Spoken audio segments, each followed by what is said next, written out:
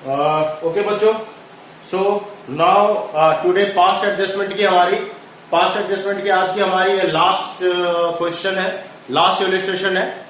Still अगर आपको कोई प्रॉब्लम आता है, किसी क्वेश्चन में कोई प्रॉब्लम आती है, कहीं पे भी कोई आपको किसी भी जगह पे कोई दिक्कतें आती है, तो मैं बार बार आपको कह रखा हूँ, आप मुझे फोन कर सकते हो, आप मुझे व्हाट्सएप कर सकते हो। मैं आपके किसी भी क्वेश्चन को हेल्प करने के लिए मैं तैयार रहूंगा and I am very happy and please to help you. So आज का जो हमारा टॉपिक है ये अपने आप में वंस अगेन थोड़ा टफ माना जाता है और अभी तक हम बोर्ड में वेट कर रहे हैं। एक आध बारी आ चुका है क्योंकि टफ है तो बहुत ज्यादा ये बोर्ड में नहीं आया है, बट क्योंकि टॉपिक बहुत इंपॉर्टेंट एंड मायने रखता है। This is known as manager to be treated as a partner. Manager to be treated as a partner, देखो ये भी हमारा एक पास्ट एडजस्टमेंट का टॉपिक है। इसका क्या मीनिंग होता है पहले समझ लो, क्योंकि मीनिंग जब समझ में आता है तो क्वेश्चन करने का फिर मजा ही अलग होता है। This is the one type of amendment. हमने पार्टनरशिप फर्म के अंदर क्या कर लिया, अमेंडेंट कर दिया। अमेंडेंट कर दिया का मतलब कि पहले से हमारे पास एक पार्टनर था, ठीक है, जो हमारा पार्टनर था, हमारा मैनेजर था, वो एज ए मैनेजर 2-3 साल या 4 साल या 5 साल हमारे अंडर में काम कर चुके एज ए मैनेजर। हमको लगता है कि उसको भी पार्टनर बना लिया जाए क्योंकि उसने फर्म में कुछ पैसे वगैरह दे रखे हैं, और बाद में हम ये डिसाइड करते हैं कि चलो भाई इसको भी हम एज ए मैनेजर ट्रीट कर लेते हैं, इसको हम एज ए पार्टनर हम इसको ट्रीट कर लेते हैं, हम लोग इसको मिलके पार्टनर बना देते हैं, ठीक है। This is the amendment. मगर अमेंडेंट करने के साथ साथ हम ये अमेंडेंट कर देते हैं कि हम इसको एज ए पार्टनर जब से ट्रीट करेंगे जब से हमारे यहाँ फर्म में मैनेजर था। इसका मतलब अगर वो 4 साल पहले अगर हमारे फर्म में एज ए मैनेजर उसने वर्क किया है और हम उसको पार्टनर आज आगे बना रहे हैं, मान लो 2019 में आगे बना रहे हैं, और वो 2015 से हमारे फर्म में एज ए मैनेजर है, तो उसकी जो ट्रीटमेंट है, पार्टनर की जो ट्रीटमेंट है, वो हम 2015 से लेके चलेंगे। And this is known as retrospective effect. हम इसको क्या कहते हैं बेटा, रेट्रोस्पेक्टिव इफेक्ट। रेट्रोस्पेक्टिव इफेक्ट का मतलब होता है the amendment change in current year bit will be affected on the back year. Current year में हमने डिसीजन लिया है, मगर इसका जो इफेक्ट है वो हमें बैक ईयर से जाके चेंज करना है। That's why it is also known as this is a past adjustment for the amended in the partnership firm. हम इसको कहते हैं अमेंडेड इन। आपका एमसीक्यू आ सकता है ये किस तरह का एडजस्टमेंट है, so it is known as amendment of the partnership firm. हमने अमेंडेंट कर दिया अपने फर्म को, हम उस पहले वो हमारा मैनेजर था, अब हम उसको एज ए पार्टनर ट्रीट करेंगे बैक डेट पे जाके चेंज करके। कैसे होगा क्वेश्चन के अंदर देखेंगे। देखो इसमें आपके बुक का जो मेथड है बिल्कुल डिफरेंट है। बुक में जो इलस्ट्रेशन दे रखा है उसका करने का बिल्कुल तरीका अलग है। वो तरीका भी मैं आपको बता सकता हूं, बट वो डिफिकल्ट है। जितनी बार समझाऊंगा उतनी बार प्रॉब्लम में फंसोगे। मेरा इसमें एक अपना एक अलग मेथड है इसको सॉल्व करने का, इसको सॉर्ट आउट करने का। वो मेथड देखो, वो मेथड आपको इजी भी लगेगा और आपको कोई प्रॉब्लम भी नहीं आएगी बेटा, ठीक है। सो पहले हम क्वेश्चन पढ़ते हैं। वंस अगेन आपके स्क्रीन में क्वेश्चन आ गया होगा, देखना क्वेश्चन आ गया होगा आपके स्क्रीन पे। This is the illustration 49, manager to be treated as a partner. और क्या है, A and B are the partner sharing profit and losses in the ratio of 3:2। A B दो पार्टनर है इसके अंदर और उनकी जो पीएसआर है वो 3:2 है। At the end of the year, मैं थोड़ा साइड हटता हूं कि क्वेश्चन आपके सामने आ गया होगा। At the end of the year on 31st March 2018, हमने 2018 में एक डिसीजन लिया।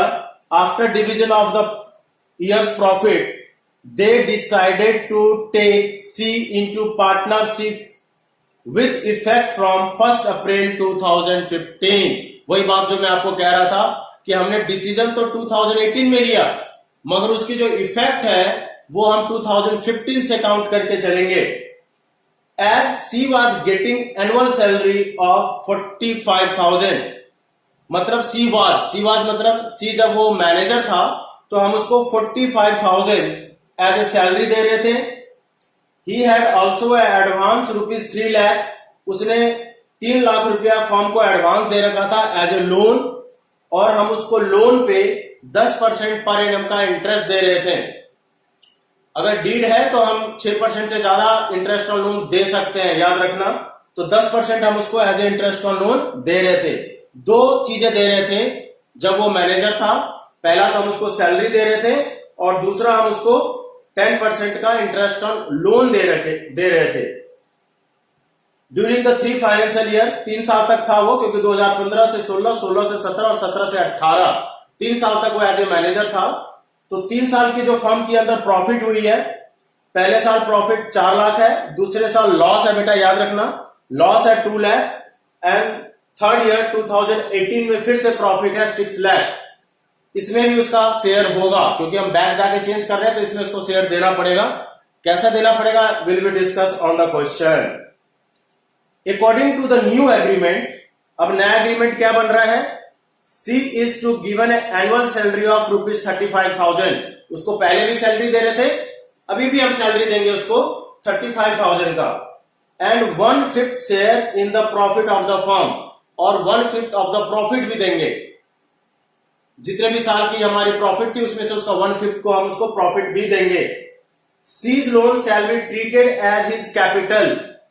सी जो लोन दे रखा था, क्योंकि अब वो पार्टनर बनाया तो कैपिटल तो देना ही पड़ेगा, तो उसकी जो लोन है हम उसकी कैपिटल में कन्वर्ट कर दे रहे हैं। मतलब वो कैपिटल लेके नहीं आ रहा है, उसने कह दिया भाई 3 लाख रुपए की जो मेरी लोन है उसको कैपिटल में कन्वर्ट कर दो, कोई नहीं कर देंगे।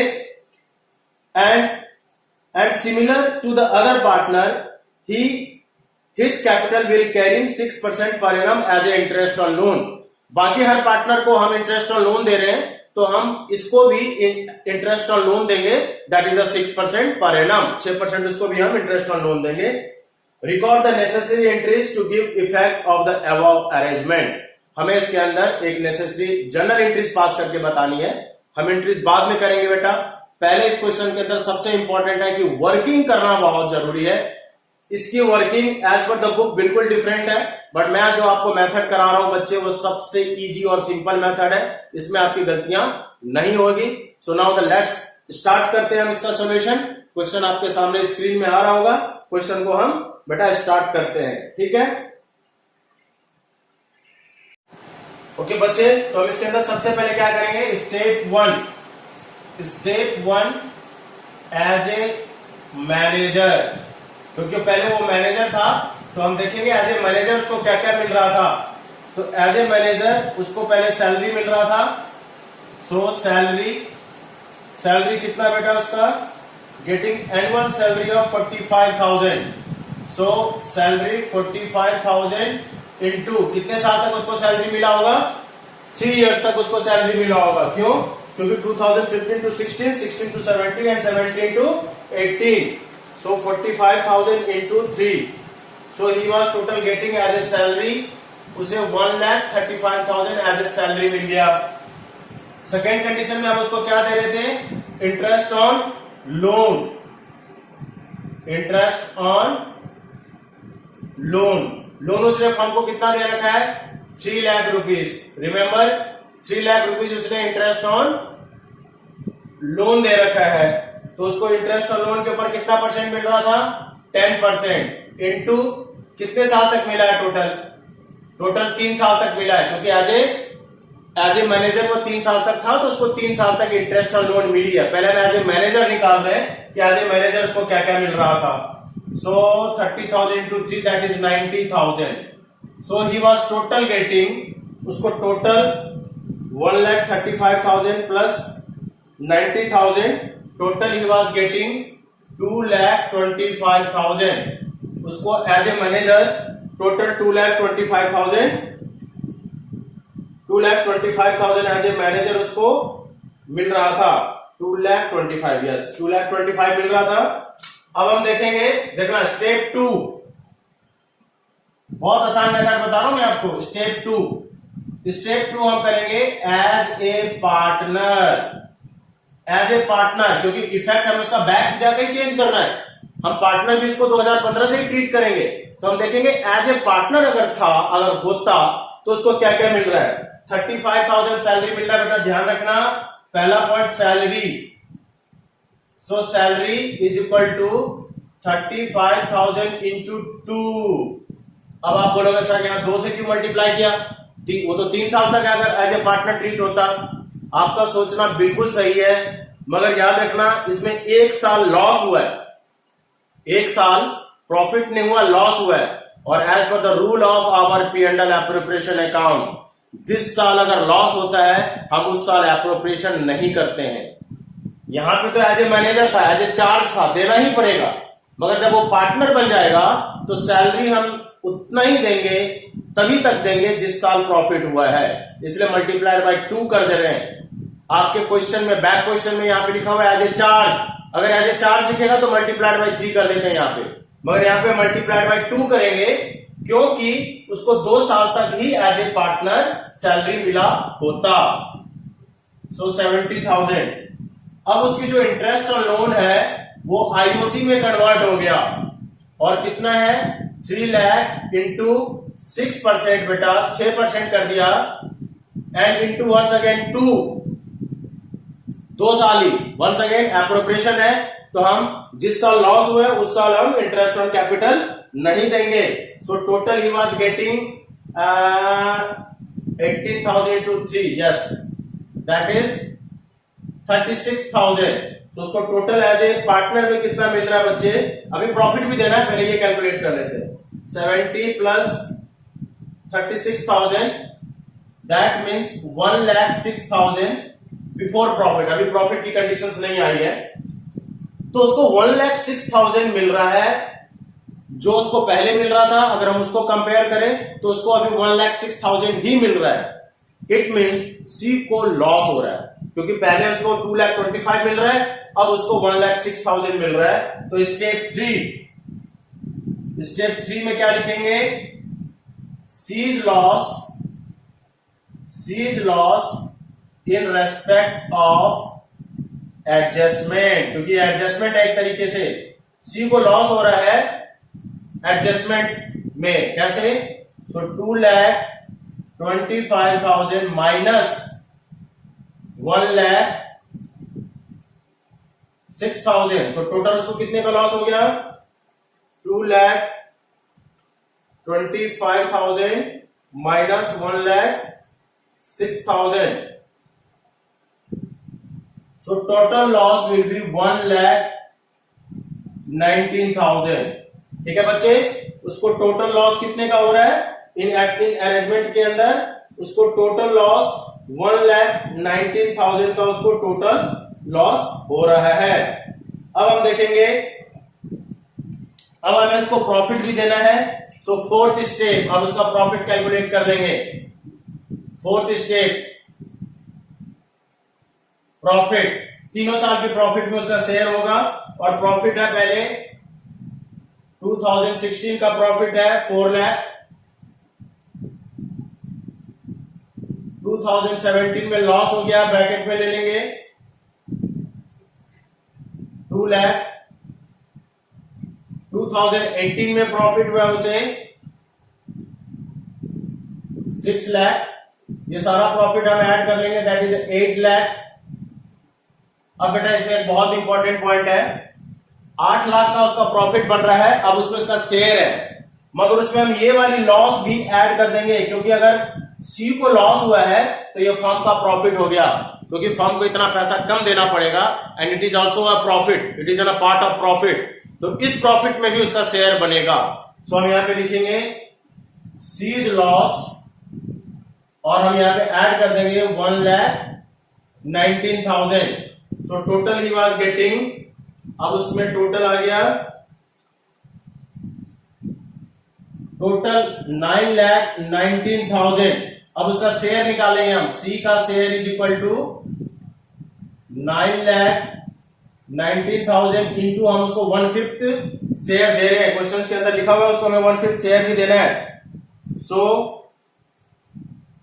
टोटल हमें इसको देना है 1,83,800। अब टोटल सी का जो शेयर बन रहा है बच्चे 1,83,800 का एज ए पार्टनर में इसको पे करना है। अब सी क्या करेगा, इस शेयर में से ये जो शेयर उसका निकला है उसमें से अपना लेस लॉस एडजस्टेड, अपना लॉस को वो एडजस्ट कर लेगा, क्योंकि उसको लॉस भी हुआ यहां पे, तो उसको लॉस कितना का हुआ था 1,19,000 का लॉस हुआ था, वो इसमें से एडजस्ट कर लेगा।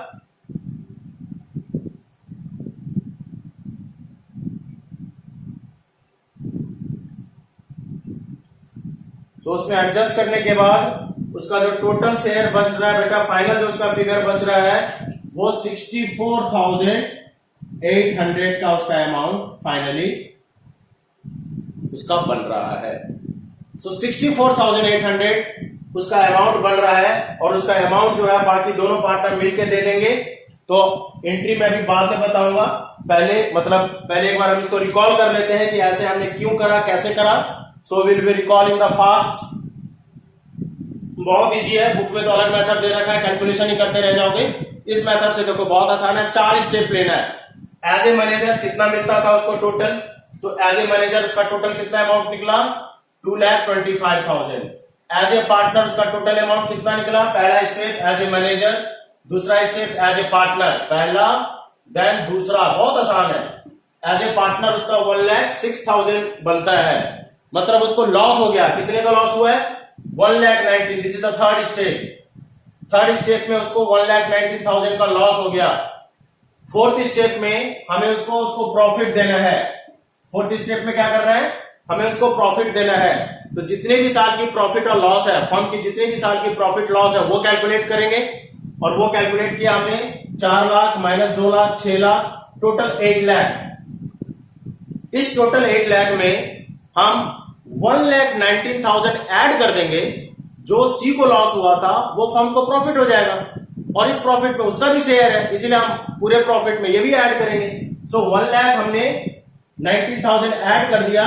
So total profit will be come for the 3 years plus adjustment is 9,19,000। अब इसमें से उसका शेयर कैलकुलेट करेंगे। शेयर कैलकुलेट किया, इट कम्स 1,83,800। अब इस 1,83,800 में से वो अपना लॉस को एडजस्ट कर लेगा, ठीक है, क्योंकि बाहर से लेके नहीं आएगा, उसको इतना पैसा मिलना है तो वो अपना लॉस को क्या करेगा बेटा, उस लॉस को वो एडजस्ट कर लेगा। अब माइनस करके फाइनली उसको 64,800 अब फर्म पे करेगी। तो फर्म पे करेगी मतलब कौन पे करेगा, दोनों पार्टनर पे करेगा। किस रेशियो में पे करेगा, 3:2 में। सो अब हम जनरल एंट्री पास कर देंगे बच्चे। 2 जनरल एंट्री इसके अंदर पास होगा। तो जनरल एंट्री में पास करके आपको बता देता हूं, this is the retrospective effect. याद रखना, रेट्रोस्पेक्टिव इफेक्ट कहलाता है ये। सो जनरल एंट्री हम पास करेंगे, सिर्फ 2 जनरल एंट्री विल बी पास है। पहला, उसकी जो लोन कन्वर्ट हुई है कैपिटल में, so entry will be C's loan to C's capital 3 lakh. Narration आप लिख दोगे, being loan converted into capital, ठीक है ना। पहला एंट्री ये पास हुआ, ये भी एंट्री जरूरी था। और दूसरा एंट्री क्या है, सी को सारे अरेंजमेंट करने के बाद 64,800 मिलना है और वो कौन पे करेगा, दोनों पार्टनर पे कर देंगे। और 2 पार्टनर इसमें कौन है, A B. So A capital, B's capital to C's capital. C को मिलना है 64,800 और दोनों पार्टनर 3:2 में इसको दे देंगे। तो 3:2 में इसका रेशियो निकाल लेंगे, that should be 38,800 and another will be 25,920 and hence the narration pass कर देंगे। Bring the excess credit given to C. Excess credit given to C in the ratio of 3:2, and that's it. So, accordingly to book, there is a totally different method, but according to my solution, this is a totally different method and it is a very simple. कुछ नहीं करना है। As a manager कितना मिलता था, as a partner कितना मिलता होता, क्योंकि होता है, क्योंकि हम चेंज कर रहे हैं। देन दोनों के बीच में डिफरेंस, प्रॉफिट हुआ या लॉस हो रहा है क्वेश्चंस के अंदर। फिर फर्म की प्रॉफिट निकालेंगे। फर्म की प्रॉफिट में उसको लॉस हुआ तो ऐड कर देंगे, उसको प्रॉफिट हुआ होता तो माइनस कर देंगे। जो उसका शेयर निकला है उसके शेयर में अगर उसको लॉस हुआ है माइनस कर दो, अगर प्रॉफिट होता तो प्लस कर देते, ठीक है। फाइनल फिगर उसका निकल गया 64,800। इस 64,800 को दोनों पार्टनर पे कर देंगे और आज के बाद से वो एज ए पार्टनर ट्रीट किया जाएगा। So this is a very important question. Manager treated as, क्या था टॉपिक ये, manager treated as partner with, क्या नाम है इसका, retrospective effect. What do you mean by the retrospective effect? Because it is the amendment in the partnership firm. It is the amended change in the partnership firm. So partner change treat his manager as a partner with back year change. Back से जाके उसको change कर रहा है, ठीक है। तो अगर इसके बावजूद भी आपको अगर कोई डाउट हो, इसका तो आपको स्क्रीनशॉट लेना पड़ेगा क्योंकि बुक में सॉल्यूशन अलग है, तो इसका स्क्रीनशॉट ले लो। अगर आपको इस क्वेश्चन में कहीं भी प्रॉब्लम आती है बच्चे, वंस अगेन आप मुझे कॉल कर सकते हो, मुझे व्हाट्सएप कर सकते हो। तो फिर मिलते हैं नेक्स्ट क्लास में नया टॉपिक लेके। पास्ट एडजस्टमेंट का आपका सारा टॉपिक कवर करा दिया मैंने, आपको कम से कम 4-5 क्वेश्चंस भी कवर करा दिया। अगर उसके बावजूद भी अगर आपके कोई क्वेश्चंस में क्वेरी है, कोई डाउट है, तो आप मेरे से क्वेश्चन या क्वेरी पूछ सकते हो।